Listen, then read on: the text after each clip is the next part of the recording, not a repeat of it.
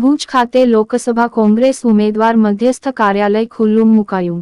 કચ્છ મોરબી લોકસભા કોંગ્રેસ મધ્યસ્થ કાર્યાલય આજે કોંગ્રેસ ઉમેદવાર નિતેશ લાલણ દ્વારા ખુલ્લું મુકતા હજારોની સંખ્યામાં કોંગ્રેસના કાર્યકરો ઉપસ્થિત રહ્યા હતા। આજે આપ શિવસેના દ્વારા કોંગ્રેસને સમર્થન જાહેર કરવામાં આવ્યું હતું। કચ્છ મોરબીના લોકસભાના કોંગ્રેસના ઉમેદવાર નિતેશ લાલણે કહ્યું હતું કે આ વખતે મતદારોનો મૂળ બદલાઈ ગયો છે। તેઓ ભાજપને જાકારો આને કોંગ્રેસ આજની મારી આ પ્રેસ કોન્ફરન્સમાં મારી સાથે ઉપસ્થિત ગુજરાત પ્રદેશ કોંગ્રેસના મહામંત્રી શ્રી આદરણીય શ્રી વીકે ઉંબલ સાહેબ, એવા જ અમારા નવલસિંહ બાપુ જાડેજા અને જ્યારે આજે ભુજ મધ્યે મારા લોકસંપર્ક કાર્યાલયનું ભુજ તાલુકા તથા શહેરનું સંયુક્ત કાર્યાલયનું ઉદ્ઘાટન પ્રસંગે આજે આખી અમારા કોંગ્રેસ પરિવાર અને આપ સૌ મીડિયાના મિત્રો ઉપસ્થિત રહ્યા છો એ બદલ આપનો આભાર માનું છું। સાથે સાથે જ્યારે અત્યારે લોકોની વચ્ચે છું, સતત લોકોને મળી રહ્યો છું, આ માત્ર વિકાસની મોટી મોટી વાતો કરી છે। લોકો ખૂબ પીડિત મહેસૂસ કરી રહ્યા છે, ઠગાયેલું મહેસૂસ કરી રહ્યા છે, પ્રજા ત્રાહિમામ પોકારી ગઈ છે।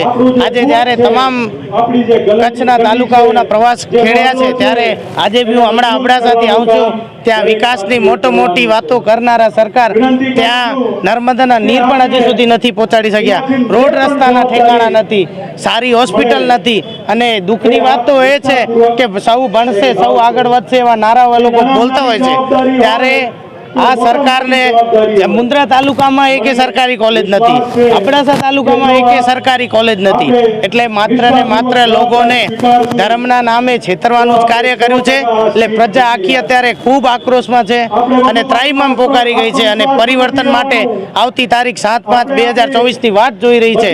અને જ્યારે ત્યાં ગ્રામજનો વચ્ચે જાઉં છું, પ્રજા વચ્ચે જાઉં છું, તો લોકો કહી રહ્યા છે કે અમે તો ભાજપ વાળાઓને અહીંયા આવવા નથી દેતા, એમને લોકો ભગાડી રહ્યા છે, અને મારા માટે લોકો ખૂબ ઉત્સાહ અને ઉમંગથી સ્વાગત કરી રહ્યા છે, ઢોલ નગારાઓથી સ્વાગત કરી રહ્યા છે। એટલે આ એમના પતનનું કારણ છે।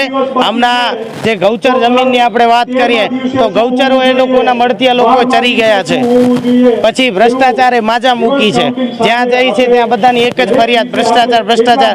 તમામ મોરચે આ સરકાર નિષ્ફળ રહી છે, એટલે પ્રજા બી હવે જાગી ગઈ છે અને અમને પૂરેપૂરો ભરોસો છે કે આ વખતે કચ્છ લોકસભા બેઠક કોંગ્રેસ પક્ષ ખૂબ જંગી લીડથી અને ઐતિહાસિક લીડથી કચ્છ બેઠક જીતશે એવો મને પૂરેપૂરો જનતાએ ભરોસો આપ્યો છે અને વિશ્વાસ છે જનતા પર। કોંગ્રેસને ફાયદો નુકસાન એ નહીં, પણ ક્યારેય પણ ચોક્કસ જ્ઞાતિને ટાર્ગેટ કરી આ ભારતીય જનતા પાર્ટીની જે ધૃણા છે એ સ્પષ્ટ થઈ ગઈ છે અને લોકો બી હવે જાગી ગયા છે અને સમજી ગયા છે।